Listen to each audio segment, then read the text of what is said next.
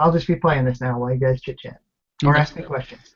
So there's an explosion at the end. Of course, we can't hear it, but I'm assuming that it's an explosion. Yes. But the character doesn't go away. No, the character doesn't go away. Just like in the original game. Wow, look Yeah. at me. I'm so good. Just keep fucking. I'm doing it. Well, you're not having to think about what you're doing. It killed me. Yes, just like in the original game. Oh, no. You know what? I take it back. I think the original game, right, exploded this and little particle bits came off. So that would be an assignment for the viewer to Yes. to explode the player at the end. Right. Yeah. That's your assignment. Everybody take that away. Explode the player at the end. I'm not doing it for you. Unless by extremely popular request. That's right. Okay. Yeah. Does anybody on the panel? You can simply go out and experiment with CB effects and play a new CB effect that does an explosion, because I'm sure he's got one. Like the mortar is probably pretty close to what you need. Yeah, and I think you've shown that one on one of the previous shows. You showed the mortar explosion. Yeah. The beginning. Yeah, somewhere in the beginning of the last show. So all right. I just want to say is that at the end of the game here, we've got quite a few files, and this may seem quite complicated to people, but you have to realize that every single file does one thing. It handles the player, it handles the sound, and the reason I did it this way is although it requires you to look at more files, you can take any one of these and reuse it in a future game. For example, I'm currently working on... Yes, that's it. That's that. My game crashed. Okay, I took this game. You don't get to see it today, and I modified it, and it doesn't look anything like it. It's not like this game at all. But I still used a lot of the components from the show as the base and made a completely different game. So you can do this quite easily once you understand how the bits and pieces work. Looks like it's missing a file someplace. Yeah, it's probably the wrong folder. I've got so many things going on here. But the important point, though, is that the project could have been coded up with sort of one big file, one-to-one, everything kind of mapped out and hard-coded or whatever you want to call it, and you wound up at the end with this one game. But I know you and Sergey and others are interested in kind of creating libraries that you can reuse because you know you're going to create more than one game, and you're interested in modularizing that. I mean, yeah, exactly. What happens to me all the time when I do this is I'll be working on a game and I'll say, what if? And instead of recoding that game, I'll just make a whole copy and change the one module that affects the what if question I had, which can completely change the game. So like, what if I made pickups? Or what if I changed the orientation of the hallways? I could do that simply by replacing the wall module. Yeah, which is, if you do a linear top-down sort of coding style, then you wind up having to go back and touch multiple places where you want to change something. Yeah, makes it much harder to experiment. Yeah. So okay, well, what I would say go get Ed's code and look at what he's done, and like Ed's mentioned before, you don't necessarily have to agree with him 100%.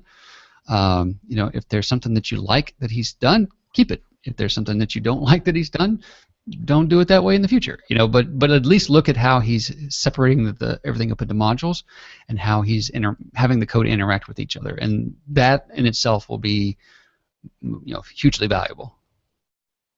Yeah, this is not the end all. I mean, everybody has their own style. This is my style. I find that it works from case to case, and it should be relatively easy to follow. Yeah.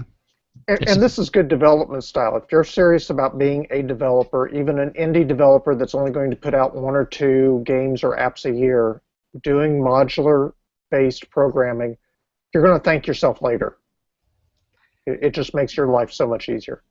I think so. I was really torn when we started this on whether I should do it as like a very tight, just a few files, or just break it out and use my usual method. And I said, it's going to be too confusing for me, so I went with my usual method. Hopefully it's not confusing for the people who are watching this. Speaking of confusing, we're going to be doing another game Probably starting next week. That's up to you, Charles, though, because we got a couple of things on the future discussion. We got more games coming down the pike, but we also got discussions like contracting and some other things.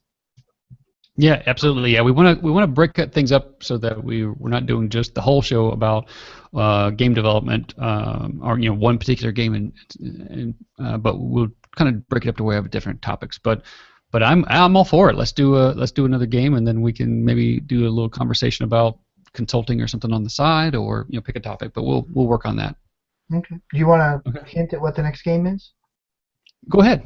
Okay, so the next game's going to be a bit different, and actually it's going to be quite a bit simpler to develop because it's got fewer moving parts.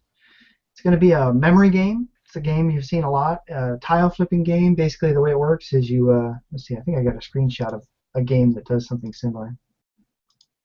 Yeah, kind of the like the children's card game kind of thing, where you flip over the cards and you can try to remember where they are. Yeah. If you can see my screen here, I just randomly chose a game off of the Google Play. Won't show the title. Sorry, whoever authored this. Just using your graphic as a demo. Basically, you click a card, it flips over, it's got a bunny on it. You got to remember where that bunny is. You click another card, you go, there's the bunny. Then you get to click 2 in a row. If you click 2 in a row with the same card, you get a point. So Cool. something like that.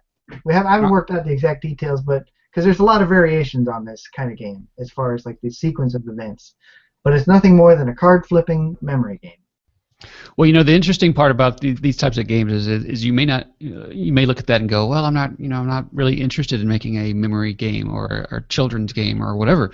But think of it in terms of the elements. Touching, one, there's a grid there of elements that are randomized, and when you touch one of them, one, you have to register the touch. Two, you have to animate the card flip or however you're just display the underlying image, and then you're doing matching to be able to figure out, did these two things match, and then move on. So there's going to be a lot of different elements to the game that you might be able to extract and use in something else that you're working on or have an idea for. You always say it better than me. I made it sound so boring, but you're absolutely right. It contains a number of elements that answer questions that I've seen in the forums over and over. How do I do things in grids? How do I keep track of things in tables?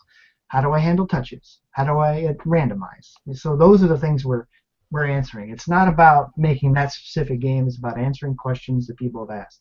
Yeah. So the same thing holds true for this endless runner that we just did. Go back and look at the code, and go back and watch the previous episodes. Ed's walked us through everything, and you can download the code and extract the pieces of it that you want. So definitely go do that. There's lots of templates out there that you can buy. Ed has even produced some templates, which you can find on his site at romangamer.com. But he's provided a lot of insights in this series, and you can use those for free.